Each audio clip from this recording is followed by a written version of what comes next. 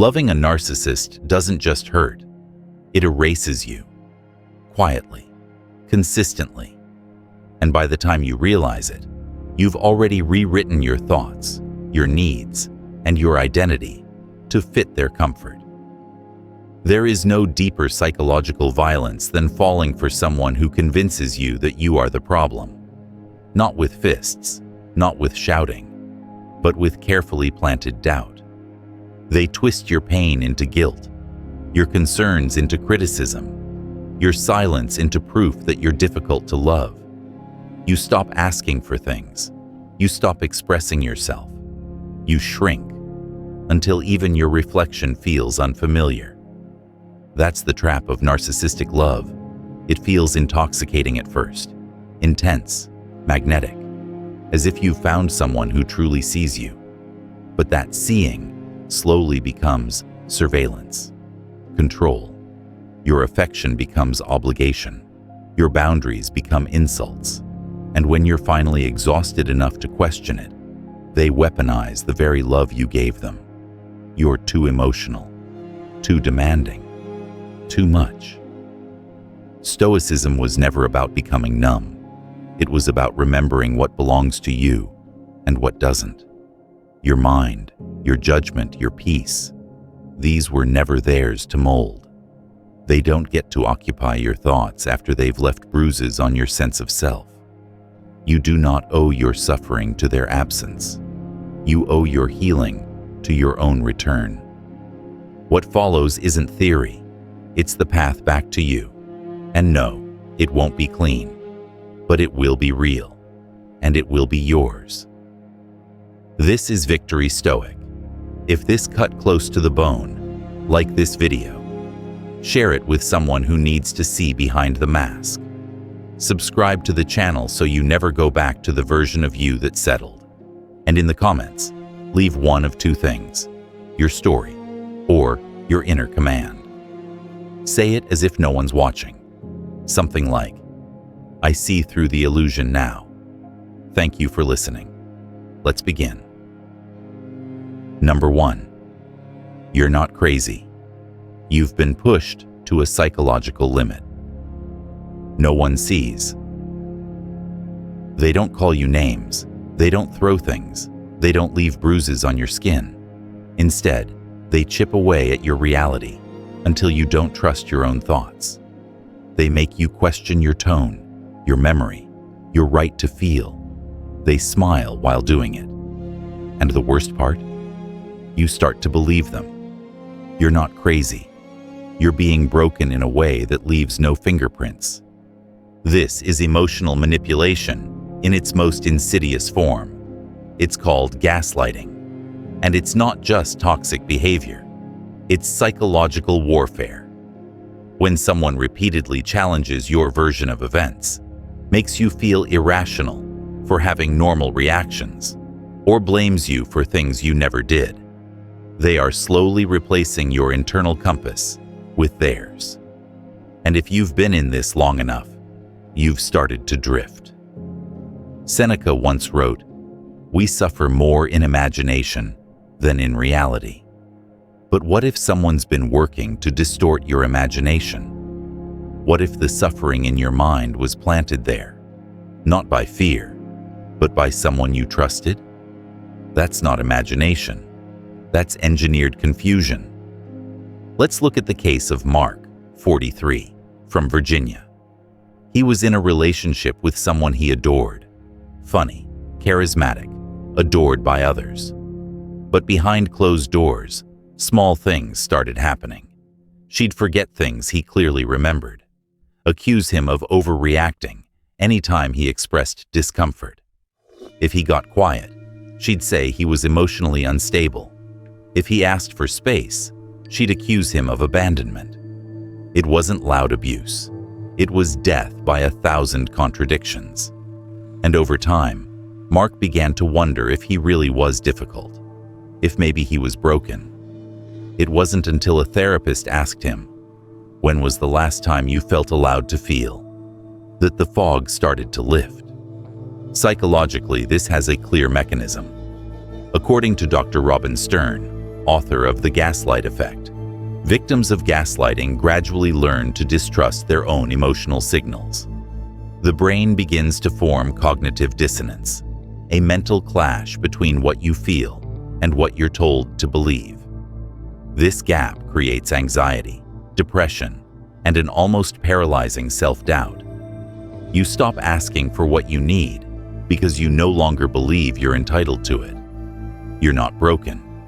You're reacting exactly as any human would, under a slow erosion of clarity. The Stoics understood the importance of clarity. Epictetus said, "If someone succeeds in provoking you, realize that your mind is complicit in the provocation." This isn't blame, it's responsibility. Once you see what's happening, you reclaim authority over your own narrative. And the first step? Recognize that your confusion isn't weakness. It's evidence of sustained emotional pressure.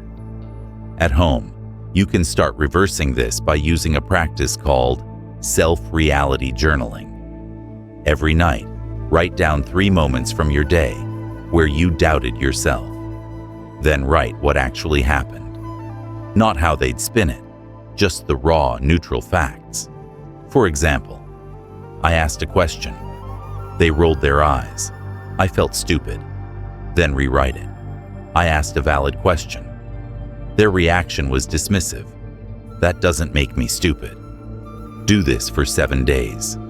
You'll start to see the difference between reality and reaction, between what happened and what you've been conditioned to feel about it. Here's another tip. Create a sanity circle.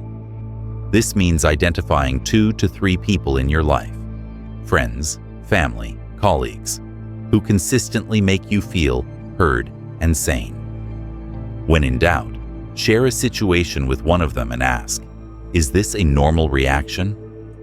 The goal is not to outsource your judgment forever, but to retrain your inner compass with external feedback until you can rely on your own clarity again. Let's be clear. This isn't just a relationship issue, it's a spiritual one. When someone poisons your ability to believe your own feelings, they're not just hurting your emotions, they're colonizing your mind.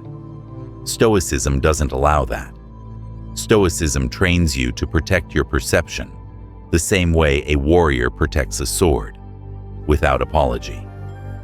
Marcus Aurelius warned, "The soul becomes dyed with the color of its thoughts." If you keep coloring your thoughts with someone else's manipulations, you'll start to lose the shape of your own soul. This is not dramatic, it's survival. And the only way to survive is to remember. Your emotional instincts are not defects, they are signals, and you are allowed to believe them. So the next time they say, "You're too sensitive," remember this.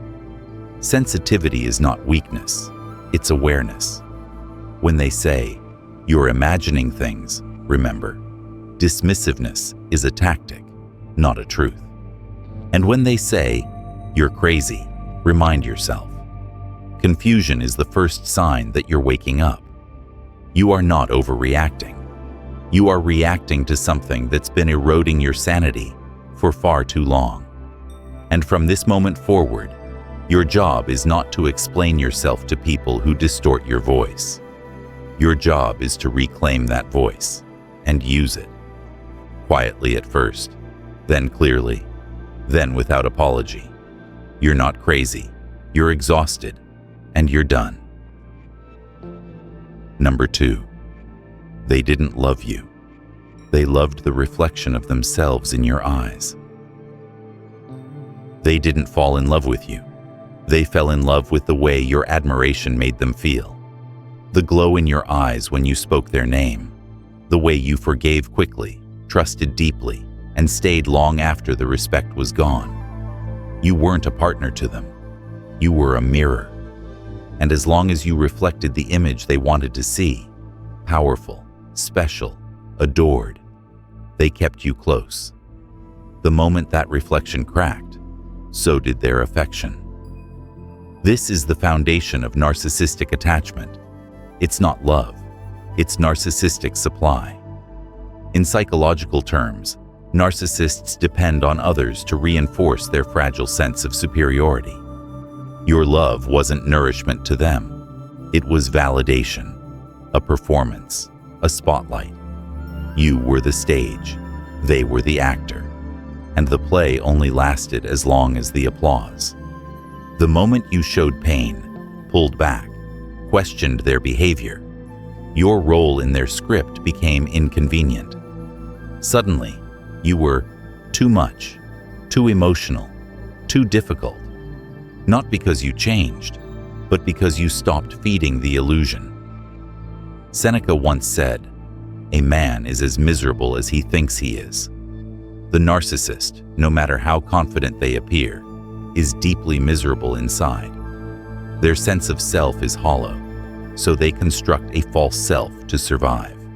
But false selves need constant fuel, flattery, attention, devotion, and that's where you came in. You made them feel real. You gave them something they couldn't generate for themselves: meaning. Let's look at Natalie, 38, from California. She dated a man who seemed magnetic, successful, charming, intelligent. In the beginning, he praised her constantly. "You're unlike anyone I've ever met. You make me want to be better." But over time, the praise turned passive-aggressive.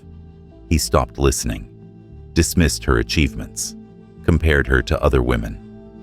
When she confronted him, he said she was being needy. She stayed, thinking maybe if she did more, gave more, proved herself more, he'd return to the man she met. But that man never existed. He was only present when she adored him, without question. The moment she asked to be seen as equal, he disappeared emotionally. This is not love. This is parasitic dependency. Narcissists do not bond. They consume. They don't fall in love with your soul. They fall in love with the echo of their own greatness, reflected through your devotion. Stoicism offers a brutal but freeing truth. You are never obligated to serve someone else's illusion of themselves. Marcus Aurelius wrote, "Never esteem anything as of advantage to you that will make you break your word or lose your self-respect." Staying in a dynamic where your worth is measured by how well you elevate someone else is a direct violation of that principle. Your love should not require you to abandon your dignity. Here's the trap. You think that if you just love harder, prove more, endure longer, they'll finally see you. But they won't. Not really. Because they were never looking at you. They were looking through you. You weren't a person. You were a projection. And projections aren't loved. They're used. This realization hurts deeply. It makes you question everything. Did they ever care? Were the good moments fake? The answer is complicated. Narcissists aren't always lying. In the moment, they may believe what they say. But that belief is shallow and fragile. It collapses the moment reality doesn't feed their ego. And when it does, they discard you. Not necessarily with cruelty, but with indifference. Because mirrors don't bleed. People do. So how do you recover from being someone's mirror? First, stop chasing closure from someone who never truly saw you. You cannot make them recognize your humanity if they only ever saw your reflection. Closure won't come from their words. It will come from your decision to stop being a stage for someone else's performance. Second, reclaim your image of yourself. Narcissists distort your identity. One practice to rebuild it is self-definition journaling. Each morning, write one sentence that begins, "I am not who they said I was. I am." Finish the sentence with something real. Not inflated, not performative, just honest. I am resilient. I am learning to trust myself again. I am worthy of mutual love. This helps you replace their narrative with your own. Third, Re-engage with people and activities that don't revolve around admiration. Find spaces where you are not performing, where no one is keeping score, where you are seen, not for how well you reflect someone else, but for who you are when the spotlight is off. And finally, remember this: love without mutual recognition is not love, it's servitude. The next time someone seems mesmerized by you, ask, do they see me? Or do they just like how I make them feel about themselves? That question can save you years of spiritual erosion. Epictetus said, "Know first who you are, and then adorn yourself accordingly." The narcissist adorned themselves with you. But now, it's your turn to adorn your life with truth, with self-possession, with the kind of relationships where love isn't a mirror, it's a window, and both people are looking through it, side by side, towards something greater than themselves. You were never too sensitive. You were never the problem. You just loved someone who needed an audience more than a partner. Now the curtain has closed. Let it stay closed, and walk off that stage for good. Number 3. When you hurt, they go silent. When you pull away, they pull you back, just enough to keep you there. They watch you unravel, and they say nothing. They see the pain in your eyes, the confusion in your voice, the weight in your silence, and they don't move. They don't comfort you. They don't reach for you. They don't take responsibility. Because your pain isn't inconvenient to them. It's useful. It weakens you. It makes you question yourself. And in the quiet, they let you spiral until you finally say, "I can't do this anymore." That's when they show up, not with apology, not with truth, but with hope, a controlled dose, just enough to keep you hooked. This is the narcissist's cycle of intermittent reinforcement. It's not affection, it's manipulation, it's psychological conditioning, and it works the same way a slot machine does. You pull the lever again and again, losing pieces of yourself each time, because every once in a while, when you're about to walk away, it gives you a hit, a compliment, a memory, a promise. And suddenly you think, maybe it's not all bad. Maybe they do care. Maybe I'm just expecting too much. That's the lie. And it's engineered. According to Dr. Ramani Durvasula, clinical psychologist and author of Should I Stay or Should I Go? Logically, narcissistic partners often withhold affection until you reach a breaking point. It's not random. It's a tactic called hoovering, named after the vacuum cleaner, because they suck you back in the moment you begin to detach. They don't care that you're suffering. They care that you're slipping out of their control. This doesn't look like abuse. It looks like intimacy, a spontaneous, "I miss you" text, a photo from the past, a sudden show of vulnerability. "I don't know what I'd do without you." But it's not real vulnerability. It's strategy. The timing is the giveaway. They don't comfort you when you cry. They don't show up when you need. They only reach for you when your absence threatens their ego. Let's look at Daniel, 46, from Texas. He spent 3 years in a relationship where every emotional need he had was called pressure. His partner would disappear for days emotionally, cold, detached, unreachable. But every time he threatened to leave, she would melt. Suddenly attentive, suddenly open. She'd bring up memories, plans, dreams they used to talk about, and he'd stay. Not because he believed everything had changed, but because he still wanted to believe in what could be. Hope was the leash. Stoicism tells us something different.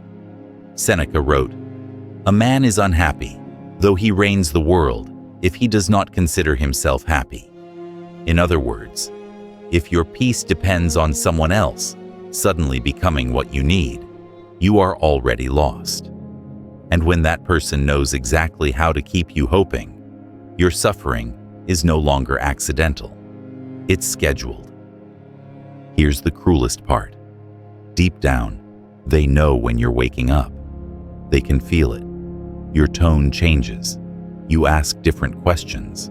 You grow quiet, not from fear, but from clarity. And that's when they strike. Not violently, but sweetly. They offer just enough warmth to blur your focus, just enough nostalgia to sedate your strength. So how do you break this cycle? Step 1. Document the pattern.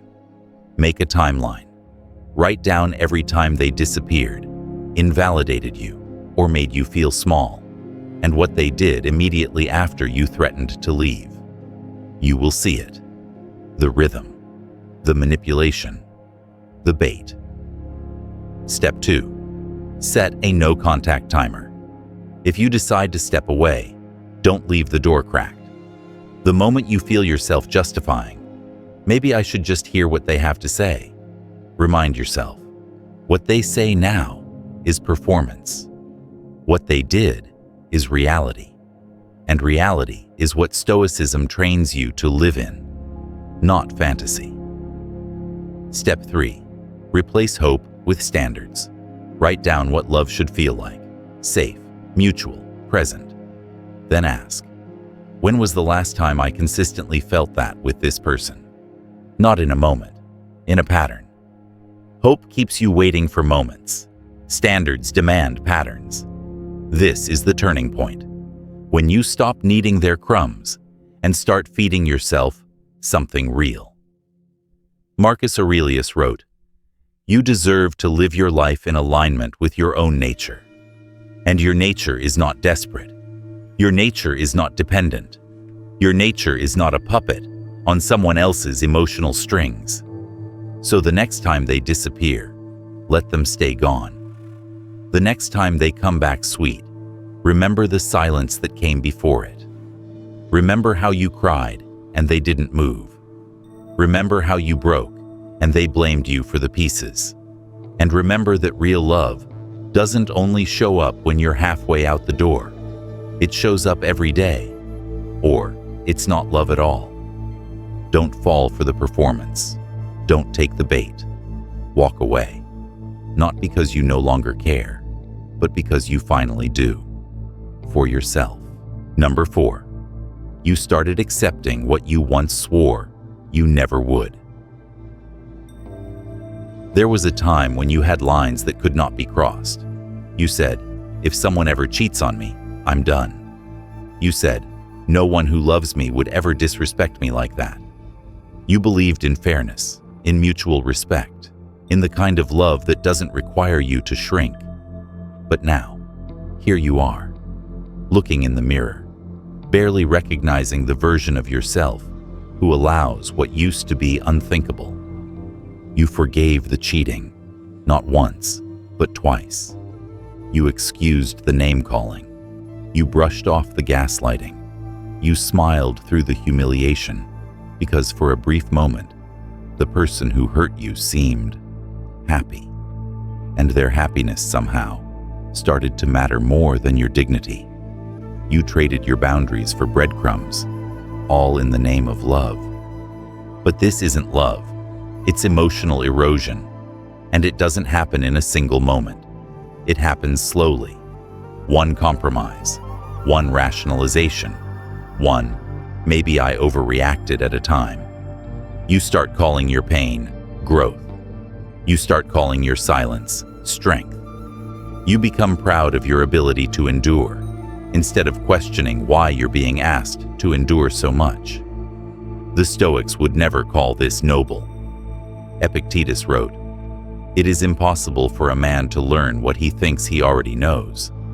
And the narcissist knows how to make you believe that what you're doing is admirable, that suffering in silence is proof of loyalty, that staying after betrayal is a sign of deep, mature love. It's not. It's codependence dressed in philosophical language. It's trauma repackaged as devotion. Let's talk about Lisa, 41, from North Carolina, a school teacher, kind, educated, patient. She once left a fiancé for lying to her about money. Years later, she found herself in a relationship with a man who cheated, insulted her during arguments, and often made her the butt of jokes in front of others. And yet, she stayed.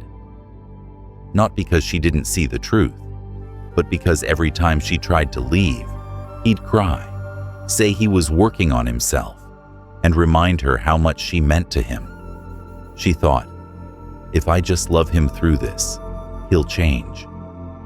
What changed instead was her own definition of self-respect. Psychologically, this is the impact of cognitive dissonance, a mental state that occurs when your actions no longer align with your values. To resolve the discomfort, you unconsciously shift your values. You convince yourself it's okay, it's not that bad, you're strong enough to handle it. But the cost is massive: identity decay. You forget who you were before you started making room for someone else's disrespect. Here's a Stoic truth that cuts deep. Marcus Aurelius said, "The happiness of your life depends upon the quality of your thoughts." When your thoughts are polluted by someone else's manipulation, your emotional life becomes enslaved, and no love, no matter how intense, justifies giving up the authority you hold over your own mind. Here's a practical exercise. Write down 5 things you once told yourself you would never tolerate in a relationship. Then ask, have I allowed any of these? When? Why? Be brutally honest. Don't explain. Don't justify. Just see it for what it is. This is not about shaming yourself. It's about waking up. Next, write a letter. Not to them, but to the version of you from before. The one who had standards. The one who knew what they were worth. Apologize to that version. Not because you failed, but because you forgot. Then promise to remember again. One more thing. Stop calling what you're doing forgiveness if it comes at the expense of your self-worth. Forgiveness without boundaries is not healing. It's surrender. Forgiveness means I release the weight of this from my heart. It doesn't mean I invite it back into my home. Remember this. You are not a better person because you tolerate pain well. You are not more loving because you accept less than you deserve. You are not wiser because you understand their trauma. None of those things protect you, and none of them justify staying in a dynamic where you feel smaller with each passing day. Stoicism is not passive. It's not about enduring anything and calling it virtue. It's about knowing where your responsibility ends and reclaiming your power where it begins. Seneca warned, "He who suffers before it is necessary suffers more than necessary." Every day you allow the unnecessary, you multiply your own suffering. You once had boundaries. You can have them again. And this time, you keep them not out of pride, but out of mercy. Mercy for the version of you who has suffered long enough. Mercy for the version of you who is still waiting to come back to life. You are not here to make someone else's ego feel safe. You are not here to absorb their chaos and call it love. You are not here to teach someone how to be human at the cost of forgetting your own humanity. You are here to choose again, and this time, choose you. Loving a narcissist doesn't just wound you, it dismantles you, piece by piece, silently, methodically, until one day you wake up and realize you've become nothing more than a collection of parts they've rearranged to suit their needs. Your desires feel selfish, your pain feels exaggerated, your boundaries feel like crimes. It's a slow erosion of identity that leaves you hollowed out and searching for answers that never come. Because that's how narcissistic love works. It doesn't just destroy you, it replaces you. Part 1 exposed how narcissistic love reshapes your reality, how their manipulation forces you to question your own thoughts, your own needs, your own worth. But what we covered was only the beginning, because there's more to unravel, more ways they claw their way into your mind, rewire your perceptions, and leave you believing that their dysfunction is your fault. They don't just distort your emotions, they weaponize them. They don't just ignore your needs, they make you feel guilty for having them. And when you finally find the courage to confront their abuse, they twist your confrontation into proof of your own instability. You're too sensitive, too demanding, too unreasonable. They leave you chasing their approval like a starving animal, grateful for scraps of kindness tossed your way. But Stoicism teaches us something different. It was never about becoming numb or indifferent. It was about reclaiming what was always yours: your mind, your judgment, your peace. The Stoics understood that external chaos cannot destroy inner calm unless you permit it. And narcissistic love thrives on that permission. They convince you to hand over your power willingly, disguising their control as love and their manipulation as care. They leave you believing that sacrificing yourself is the price of their affection. But it's a lie. It's always been a lie. What you're about to hear isn't sugar-coated advice. It's a dissection of how their manipulation works and how to rip it out by the roots. Because the truth is, they never had the right to your thoughts. They never had the right to your peace. They never had the right to shape your identity, to fit their distorted view of the world. And they never will. This is part 2. 4 more brutal truths about narcissistic love and how to reclaim your mind from its grasp. If you're ready to keep unraveling their illusions and reclaim your sense of self, like, share, and subscribe to Victory Stoic. Drop your war cry in the comments. I see through the illusion now. This is where the real fight begins, and it's about to cut even deeper.